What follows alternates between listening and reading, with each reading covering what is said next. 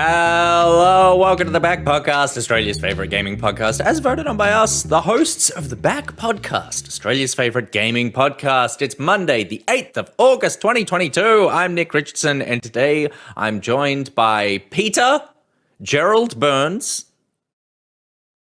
Gerald's my father.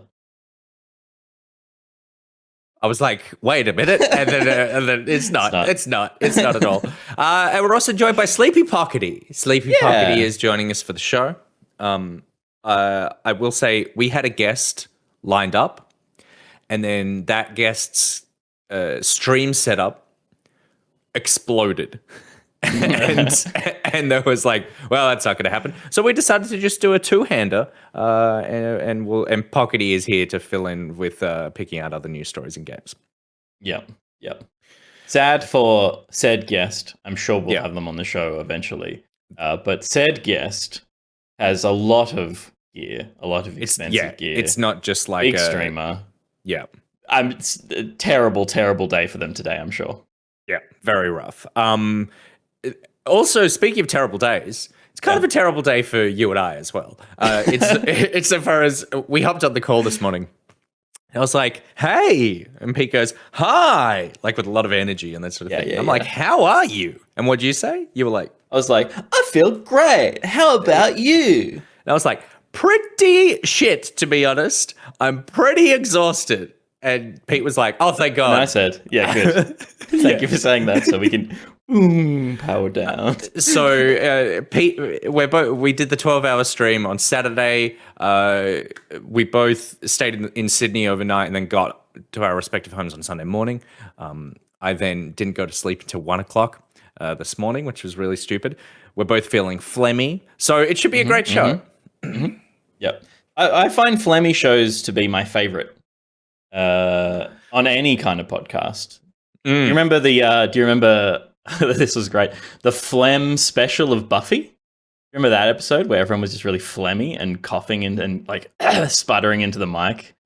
That was such an iconic episode. Only Joss could come up with something like that. So my confession is I've only ever watched the first season of Buffy twice. Yeah, so I've technically watched 2 seasons of Buffy. And you had me for 3/4 of that joke. Because I was like, there's the musical special, there's the No One Talks episode. Like, it's believable that there was like everyone suddenly got some sort of vampire phlegm.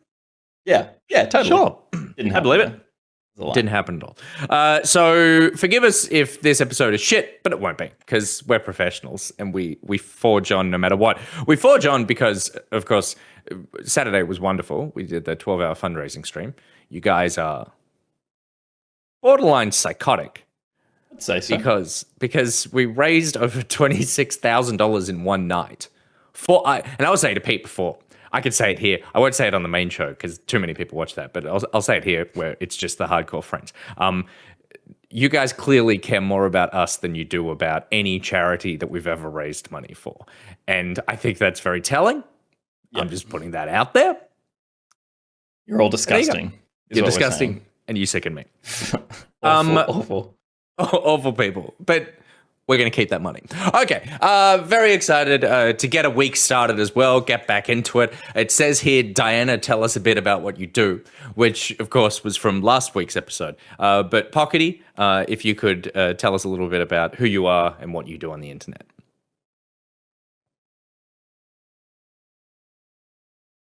Fascinating. Chat saying that Pockety's mic is muted. We heard it, though. Okay, let's get this started because, Pete, this news isn't going to break itself.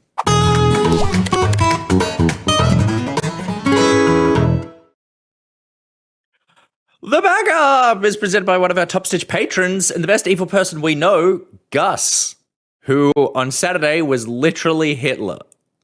Gus Ronald. That's true. Hitler. You're Hitler. You're double as evil, though. No. Triple. Wait.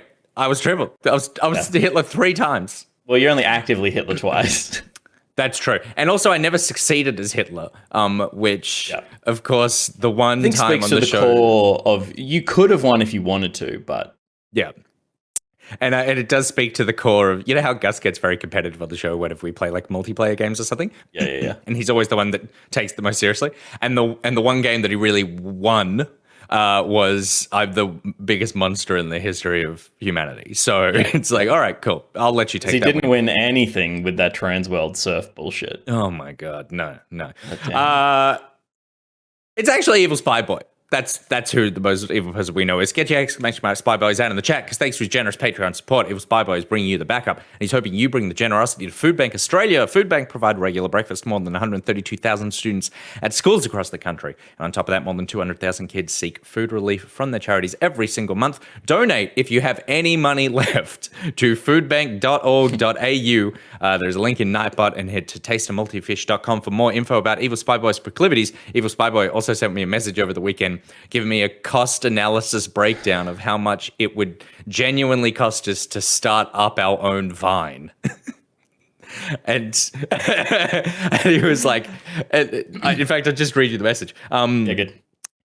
FYI, building your own Vine, call it 300 for the base. It's already the stupidest subject. Building your own Vine. Our own Vine. Call it $300 for the base, plus $1,000 to $2,000 for customization of the base. Then maybe $300 a month if you want to do 20 seconds and only keep the videos for, say, a few days. But I'm very good and know how to do things the cheapest way possible for prototypes. If you went to market, it'd be $70,000 minimum. So there you go. There you go. Yep. Excellent. Okay, let's jump into the backup, where we look at the biggest stories of the week, as voted on by us, the host of the backup, where we back up and look at the biggest stories of the week. And Pockety, as our guest, will start us off. I'll take over for Pockety, though, because having some issues with the mic, for the story that made Pockety back up and say, hey, that's a pretty big story. And according to Pockety, it is the Activision Blizzard Microsoft merger that seems to be drawing some attention from other publishers, in terms of how, particularly Sony, don't really want it to happen, because they claim that Call of Duty is an essential title to video games, capital V, capital G video games, to the point that it influences people's console of choice, and that this merger will affect, in a profoundly negative way, video games as an industry. They put a legal motion filing document, whatever, out in Brazil, and as part of that, they quoted a 2019 study and said that the importance of Call of Duty to entertainment in general is indescribable. The brand was the only video game IP to break into the top 10 of all entertainment brands among fans, joining powerhouses such as Star Wars, Game of Thrones, Harry Potter, and Lord of the Rings. Call of Duty is so popular that it influences users' console of choice, and its community of loyal users is entrenched enough that even if a competitor had the budget to develop a similar product, it would not be able to rival it. There's a few other Activision things going on at the moment, but I just want to start with this. Pete, do you think that Call of Duty is an essential video game in the way that Sony is saying that one publisher owning Call of Duty dominates video games? Yes, Call of Duty is a pillar of the industry for sure. It still is a huge title. We're going to talk about how it's maybe not as big as it always has been, or is on a bit of a decline. Not saying that it can't be rectified, but it is still one of, like, when people outside of games think of video games, they are aware of what Call of Duty is. They're aware of what Grand Theft Auto is, and Nintendo properties, really. Call of Duty being owned by Microsoft, or published by Microsoft, owned and published by Microsoft, I don't think is necessarily a doom and gloom thing like Sony is spouting. Obviously, they're aware of the power of Call of Duty because they've spent the last 10 years throwing a shit ton of money at having exclusive Call of Duty content. Yeah. Or early access to Call of Duty content. It kind of feels to me, coming from Sony, like, oh, now they're doing the thing we were doing, but they're bigger and stronger, so they did it harder. So it's like, I don't have any sympathy for Sony in this, like, cry of foul. It's the game they've been playing for a decade, and they just are effectively losing it with this. But I think it remains to be seen what Microsoft does with it. I think it would be damaging to Call of Duty for it to exist on only Microsoft platforms. So I don't think that would be what Microsoft would be doing. I think they'll see it more as a Minecraft play, as this beast that already exists, that is already making a shit ton of money. Let's just absorb it into our company and let it make it a shit ton of money for us. It's interesting, the arguments. Obviously, I am not a lawyer. Nearly, I don't know but about not that. quite. I do look It's not like obvious a lawyer to me. It's not obvious to me. I dress like a lawyer. I'm the lawyer for the Lakers. But I think that my understanding of like antitrust is that it's there to protect the consumer and it's not there to protect other companies is what I thought. And so it's basically like, Microsoft got in antitrust things, I think it was in the 90s, in trouble for some stuff there, because it's basically like, if you do this, then every consumer needs to go through you for this thing, and you just have like this stranglehold on how we can interact with, say, operating systems or whatever. Whereas I think with entertainment, it's kind of like, it's harder to go, well, yes, it might be popular, but like no one's forcing you to play this video game as opposed to something else. Particularly then you look at like, and you mentioned Nintendo, like Mario is up there with Call of Duty. I wonder how it works when it's like, if Nintendo were trying to sell Mario IP to Microsoft, could you, or sell themselves to Microsoft, could you make the same argument? Because you can't make the same argument that Nintendo own this massively successful IP that is iconic to video games and are not letting it go out on any other platform. It's like that still doesn't hold any water. So it does seem like they're kind of going through the motions of saying, we don't like that this is going ahead, but there's not too much that can actually happen with it. Yeah, totally. I think it's just, it feels like a weird, I don't know, it just looks like a weird move to me from Sony to even voice that, because of how legally ineffective it is and how it makes them look, knowing that they've been playing this hardball game with all sorts of titles in terms of trying to get exclusivity attached to them for the better part of a decade, and it being an annoying strategy but a reasonable strategy in my mind. So I don't know, they just look a little bit like sour. I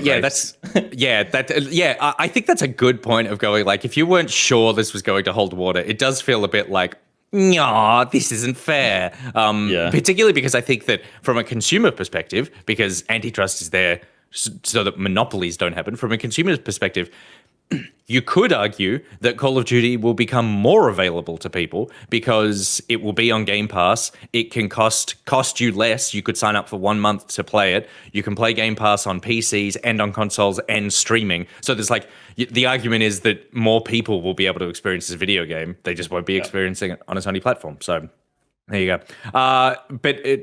Not that, I think not necessarily that this was all around. This next part of the story came out to help smooth this through, because earnings calls kind of have to happen. But Activision have been quite public over the last week or two about their declines in terms of their quarterly revenue was down pretty significantly. It went from I think it went $2.4 billion in the same time last year. The second financial quarter saw $1.64 billion in revenue compared to the $2.3 billion it made last year. So it's down pretty significantly there. And specifically, Call of Duty players have gone from 150 million players at the end of March of 2021 to 94 million players last week, which is a pretty astonishing drop. Like, that's 56 million people have decided to stop playing Call of Duty in the last year. And this sort of came out, earnings calls, blah, blah, blah. But it does have that feeling of Activision being like, this is the only time we've been happy that we're not making as much money and our games aren't as popular, because this will definitely help this acquisition just smooth its way through. We're a struggling company. Pete, what do you attribute to being Call of Duty's massive player base decline?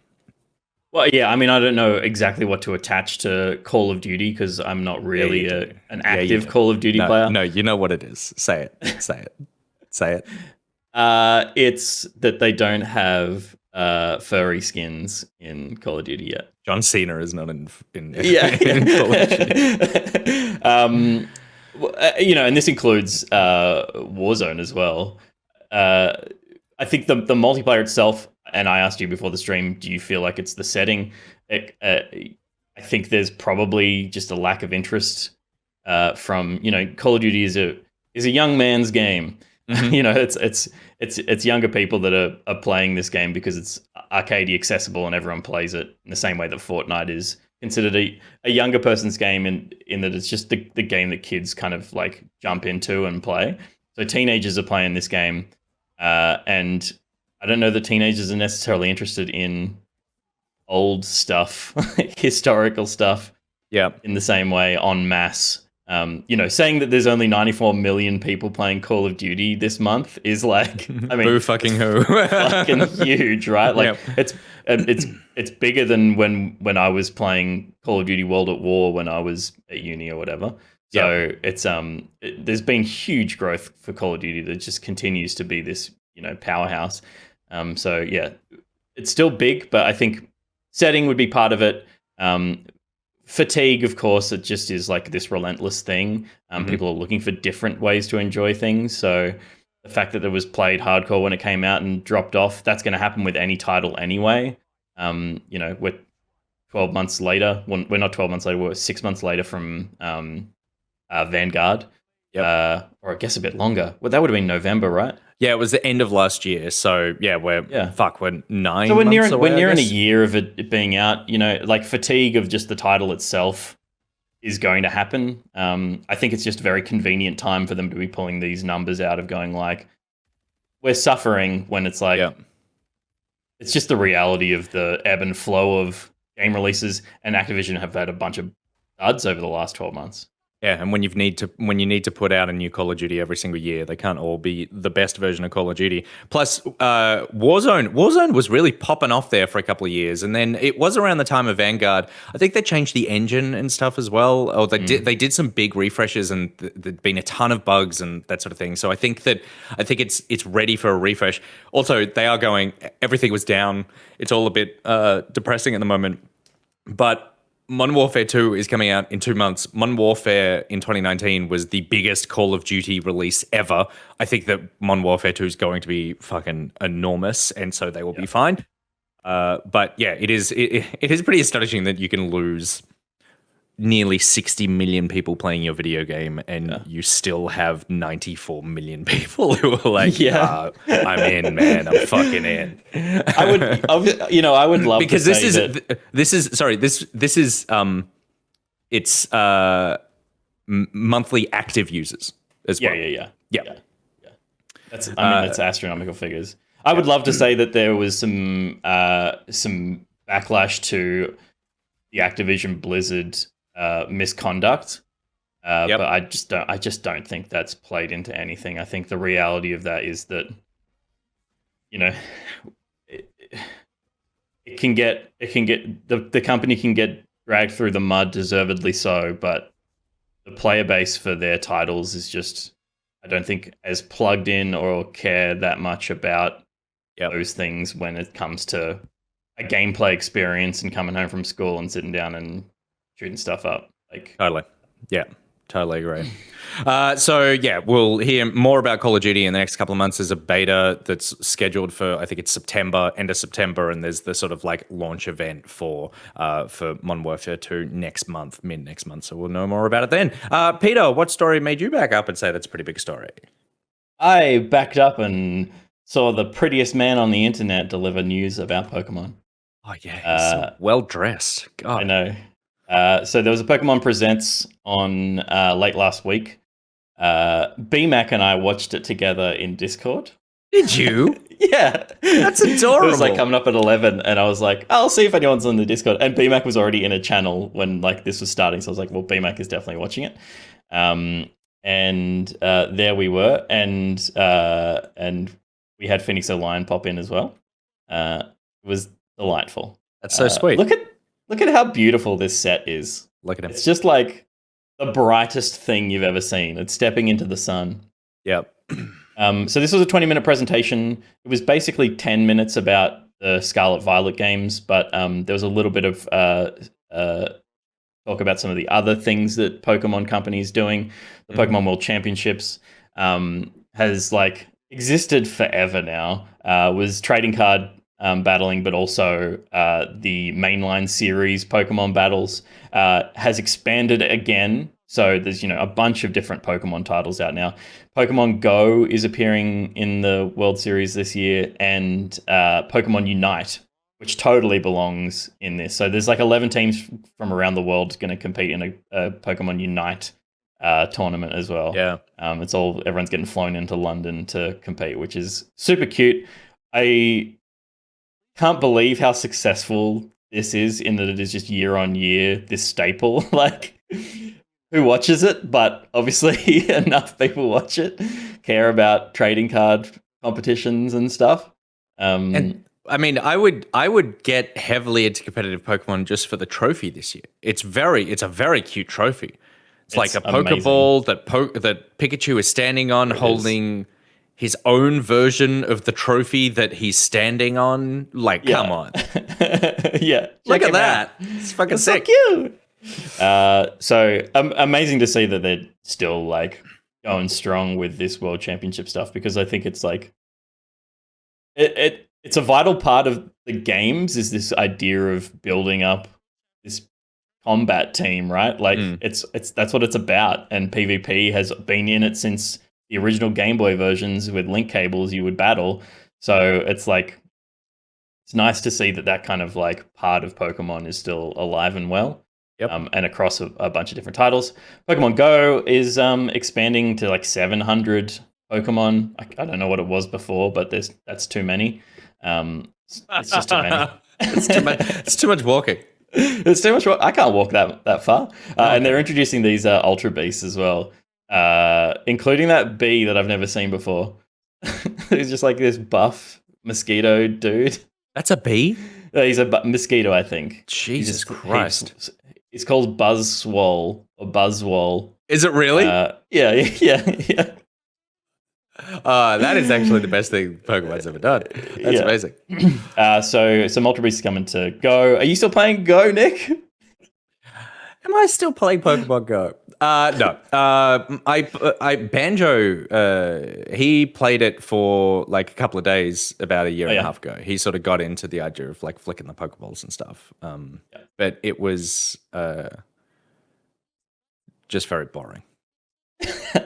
I think it was during COVID, so we couldn't really go anywhere. So it was well, this is like he sat on the couch and threw them at the fucking coffee table or whatever. So, it's funny, it's a funny game, isn't it? Because it's definitely the most pared back type of Pokemon game that's still about catching Pokemon and stuff. There's obviously like other casual Pokemon experiences like pinball and cafe and stuff, but like, who is the game for? Obviously, it's for millions of people. It's still a massive success, but it's like, it feels young. It's promoting getting out and walking. The thing that I loved the most about it was like this idea that the phenomenon of it, like when I was playing it, it was everyone. I would go outside and like the streets were full of people playing Pokemon Go.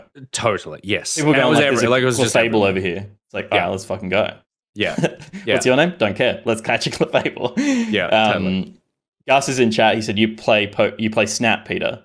Yeah, Snap is great. And again, that's like a kid's experience in the home. I'm saying kids, obviously, they all have smart devices now, but they're not going for walks by themselves.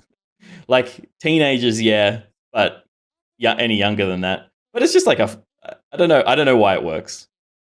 It's just it's just one of those things that just works. And you don't, and I think that the point of it is that they have tried to replicate this with so many other IPs and they never work. And so it's like, there's just something about it. And most of it is that like you're going and catching Pokemon, which is what you normally do. Whereas a big part of Harry Potter was never wandering around enslaving a bunch of like creatures and stuff. That like it's core to the fantasy of Pokemon. So you are a Pokemon trainer. Yeah. It marries in nicely, yeah. Totally. Kid Carnage was a great excuse for exercise and great bonding experience with my kid. So there you go. You can take your kid to play the game, and it's like it's a nice it's a nice addition to a walk. It's like Yeah. it's a justification for going up that hill because there might be a Pokemon there. Unite is year anniversary, which is Wow. exciting. We played it on our anniversary show last year. Yeah. Still, like, it's a really beautiful game. I played a bit the other day just to because there was an anniversary game mode that was 5 versus, it was like a PvE Oh, cool. one. And this is they've got a Pikachu party game mode coming for the anniversary, which is everything is a Pikachu. It's 5 Pikachus against 5 Pikachus, and all the things on the map are Pikachus. And everything's a Pikachu. Yep. Yeah, which is cute. Buzzwole again, the Pokemon of the year, is coming as a playable hero or character in Pokemon Unite. Is this a new character? Sorry? Or is this a new Pokemon, or was it like from a few generations ago? It's from a few generations ago when the Ultra Beasts were happening, but I obviously didn't commit very hard to that one because I don't remember it. Cool. Chad will remember what era it's from. I think it was Sun and Moon, which was the Hawaiian islands one. Yep, I remember that one. Which was cool. There's a Masters EX update. Skip. Yep, skip that. Cafe Remix, some updates to that. Skip that a bit. And then, of course, the thing we were all waiting for was tell us more about Scarlet Violet. And we saw a trailer that was a this is the game. And I want to get your impressions first, Nick. How did you react to seeing what's on offer? I think it looks pretty cool. I really like the look of it, first of all, which with the Arceus, yeah, which, everyone was like, oh, it looks horrible. This looks vibrant. It looks like there's Pokemon everywhere. I love the style of all the trainers and stuff. The motorcycle shit is insane. I don't know how I feel about it. For those of you who don't know, you basically can get a Pokemon mount, and it's either the greatest thing I've ever seen in my entire life, or just the most absurd choice, and someone was so high when they came up with it, because it's basically it's like every other fantasy, like a fantasy game could go, you can have any sort of creature here. So you could have a creature that runs and has wings, and and can swim. So that could get you across everything. But they were like, no, this Pokemon needs to have fantasy wheels that appear on it, but also then animal wings. So it's not like plain wings. So it's not even like a Pokemon that somehow has morphed with vehicles. It's a Pokemon that just morphed with wheels, but then when it flies, it has like bird-like wings and stuff. It's crazy. Yeah. I'm gonna have to see what it's like when you play it. But the fashion stuff, the cities, all of it, the co-op-y nature of it, all of it just feels like a evolution, I suppose, from what I'm used to seeing from Pokemon. It's nice. Hey, thank you very much.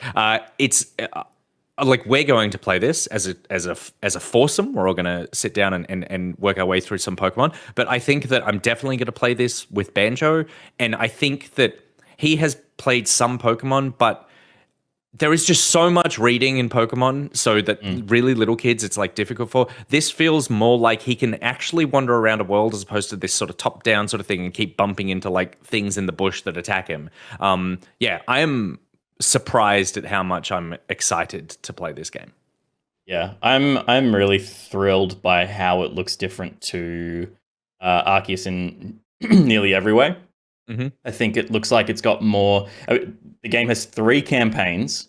It's got the traditional 8 badges, become the Pokemon Master. However, there's no linear progression through that. So you can just tackle the 8 badges when and how you feel. I don't know what that means for scaling, whether when you go up to a gym, it is scaled based on your level or the level of your Pokemon. I think that would be an interesting play, so that there's always, in theory, the same amount of challenge to a gym. I don't know exactly how that will play out, but that's just one of the 3 story threads. And there are 2 other that I believe are to do with the treasure hunt, which is established at the university that you go to, which is like this global, like everyone's aware that there's some treasure out there and everyone's looking for it. So there's a mystery in that. And I can't remember what the other one was, but it's probably something about like putting fancy clothes on your Pokemon and taking them to shows. Yeah, I don't remember either. But the university thing, you can enroll. There are different universities that you can enroll in. Are they like houses that you're aligning with or something? I think by choosing the game you go to. Okay, right. A university. Yep. That's like pretty classic. So there's the badges there, and there's a Scarlet one and a Violet one. So I feel like if you pick up the Violet game, you go into the Violet University, and that's been the reality of Pokemon games in the past. Of like, you chose this game, and by choosing to buy this physical copy, you're choosing to be part of that arc. Yeah. You don't get any choice in game, which is totally fine. It really is like part of what Pokemon does. Coming back to the legendary Pokemon that is basically what is colloquially known as an HM slave in the Pokemon universe. So HMs are move sets that are key move sets to completing progress in the linear story. In the past, there have been things like cut to cut down trees that are blocking your path, fly to fly around to fast travel, that kind of stuff, surf to travel across water. HM friend, HM mule. There's some nicer ways to say it as well, but I've always known it as an HM slave. And it used to be that you'd have a Pokemon in your party that you would try and get as many of those on as possible because you didn't necessarily want those as fighting moves, but Pokemon could only know 4 moves. So it would take up some of their move slots. Right, okay, yeah. In order to know these utility moves. So they've kind of gotten rid of that. They did away with HM in Sword and Shield, and in Arceus, they had Pokemon that you would befriend and ride in the chronology or the progress, kind of linear progress of that story. So you would defeat something and you would befriend a legendary Pokemon that lived out in the wild but would come and help you, and it was the one that you would ride when you were riding, or is the sea creature, and you would surf on that. This reduces all of those down to 1, and you get it right at the start. And I assume you can't fly right at the start, and you can't. Like, I think you'll probably have to get closer to the legendary Pokemon in order for it to activate that stuff. Because I think that would be weird to. I think it would be unusual for a Pokemon game to let you do everything from the start. I don't know. Maybe we will. But I don't love that. I kind of hate the look of it. But also I hate it in the world of Pokemon. Of like, I was fine getting a bike, right? Like it's a story of this like kid in this beautiful big like Japanese land riding on his bike to go and catch Pokemon. Like that to me was always what it was, and like now he's just got right from the start. He's super powerful, more powerful than any other Pokemon ever, basically, to rock up with all this HM moveset and just go. So am I going to be able to fight with my? I don't think so. Motorbike Pokemon? Okay, yep. I think. Oh, look, maybe, but that would be. I don't think you'll get it at level 1. It's such a. I don't know how it's going to play out. The one that really fucks me up is I love this crystal shit, by the way. The one that really fucks me up is the one that has wheels but still has legs and runs and doesn't use its wheels. And I'm like, what are we the deal, mate? Here? Like in nature, you would have been killed because you have a bunch of unnecessary things on you that just like you would not have survived. Not a fan, but we'll see how it plays out in reality. The crystal form stuff is interesting. There's always one little like addition to a Pokemon game, and this one looks cool because of the Terra type stuff. Yeah. So we've historically Pokemon have, since I think Gold, Silver, maybe it was the 3rd gen, have had a nature to them. So you catch a Pokemon and It has it might be playful or aggressive, and that's had an influence on its stats, its base stats. So you might want to catch a particular Pokemon with a particular nature for it to be the strongest version of that Pokemon, even if it feels like it's a high level or has got good stats. This is interesting how it plays into the whole crystal formula thing, which is like you might catch a Pokemon, and they demonstrate here a Pikachu that has a Terra type of flying, so that when you use the crystalline form thing, it becomes a flying Pokemon. It has little hot air balloons above it and can use flying type moves.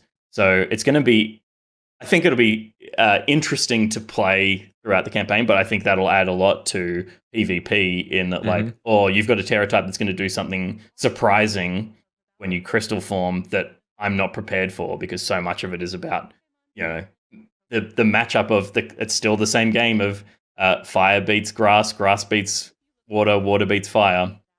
So having those ways to manipulate the Pokemon in surprising ways will be interesting in Pokemon battles. Yeah, cool.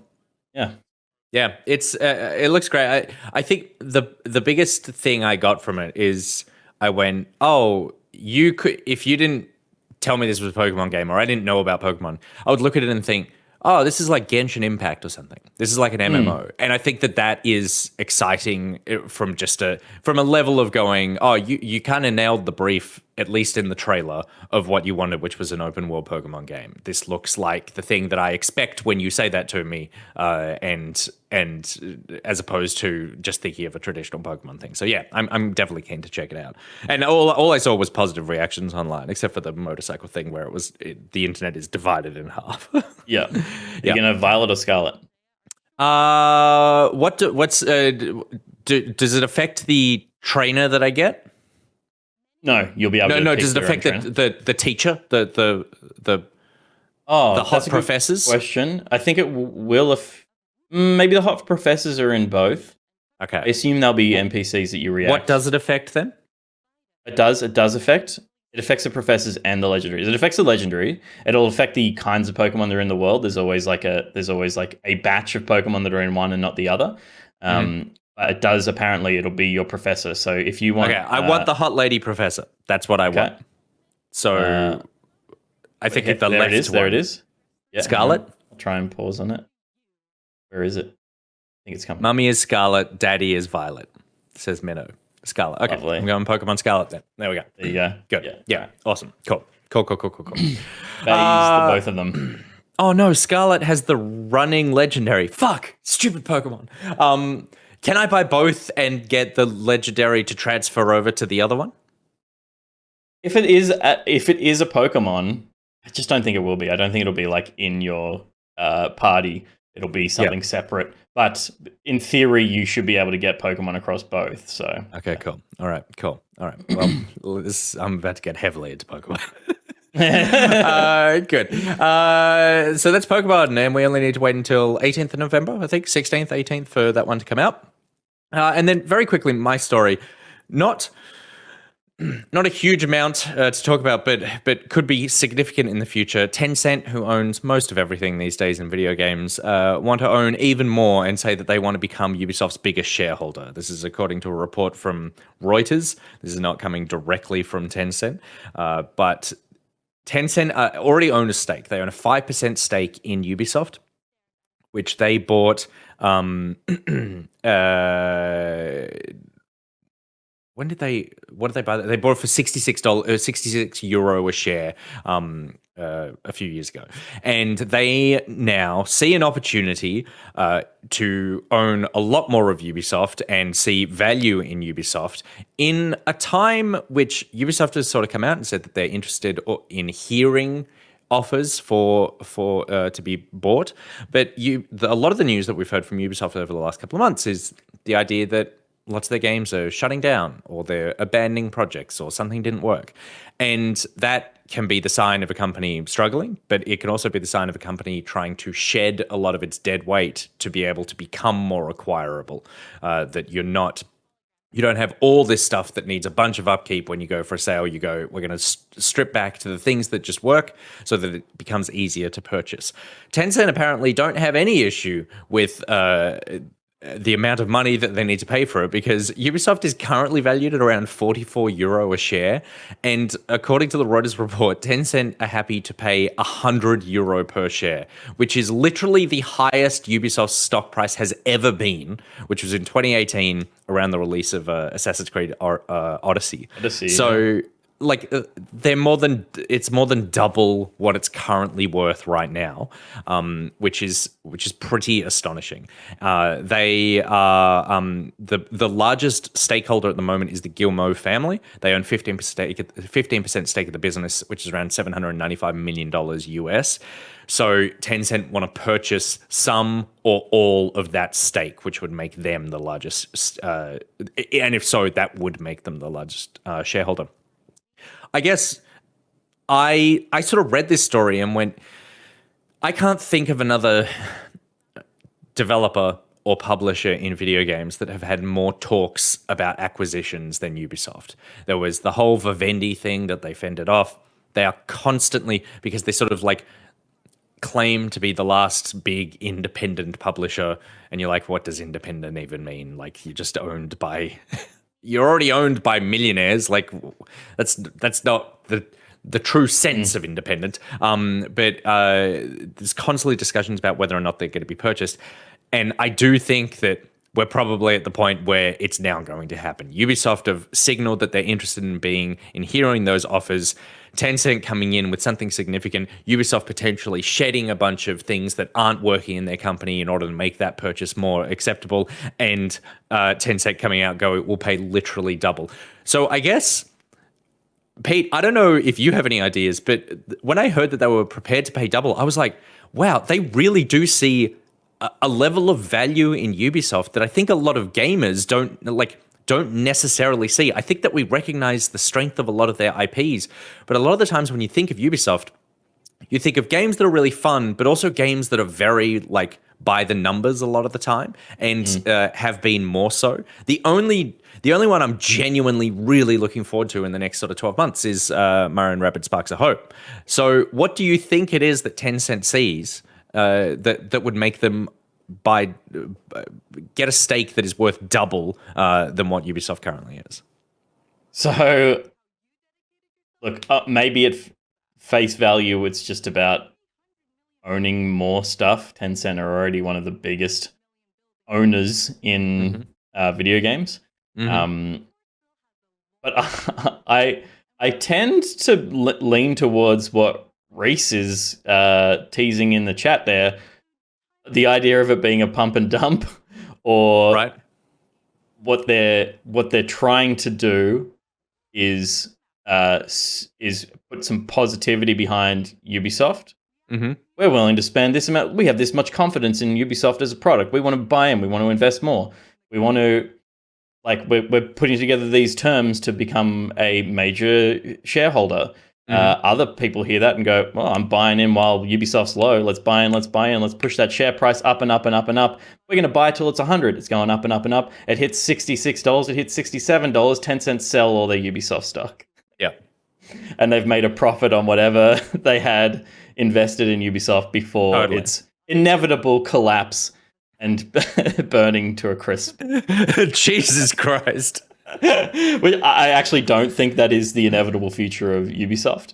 But they're definitely in a sticky situation where there's not a lot of, there's people that love particularly Assassin's Creed, and they have some sleeper hits, but I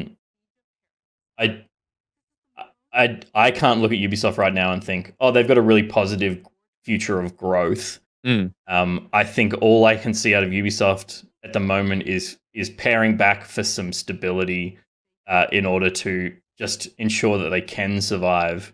And maybe that's of interest to Tencent because they do think that in a decade's time, Ubisoft's still going to be around and will have consolidated and worked out how to be a really successful company as opposed to a successful company. Like, let's be real, they are a successful company. They've been around for a long time and have been independent for a long time. So that could be the other play. Is it just that Tencent think that Ubisoft is kind of ubiquitous to gaming can't disappear.